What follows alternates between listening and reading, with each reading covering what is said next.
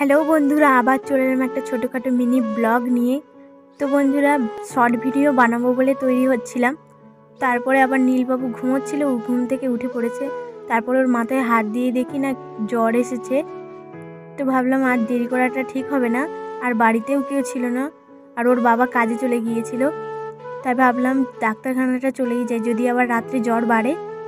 তাই আর দেরি না করে ওর বাবাকে ফোন করে ডেকে নিলাম।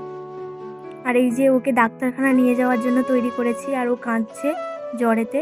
আর এই যে ওর বাবা এসেছে। তারপর ওর ওষুধ প্রেসক্রিপশনসগুলো গুছিয়ে নিলাম। তারপর আমিও রেডি হয়ে গেলাম যাবার জন্য। হাতের সামনে যা পেয়েছি তাই পরে নিয়েছি। এই যে ওকে নিয়ে রাস্তায় যাচ্ছি। তারপরে ডাক্তারখানাটায় এসে গেলাম। এই যে ওরা দাঁড়িয়ে আছে বাইরে।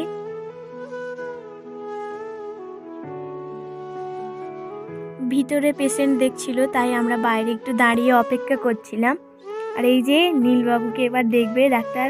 এই যে নীলের বাবা নীলকে ধরে দাঁড়িয়ে আছে। তো বন্ধুরা, আর ভিডিও করা হয়নি, এবার বাড়ি এসে গেছিলাম। এই যে এত ওষুধ দিয়েছে, এই যে নীলকে এবার একটা একটা করে খাওয়াবো। তো বন্ধুরা, ভিডিওটা এই পর্যন্ত ছিল, আর বেশি বাড়াবো না। তো ভালো লাগলে একটা লাইক করবেন আর চ্যানেলটিকে সাবস্ক্রাইব করে দিবেন। আজকের মতো টাটা। টাটা বলে দাও।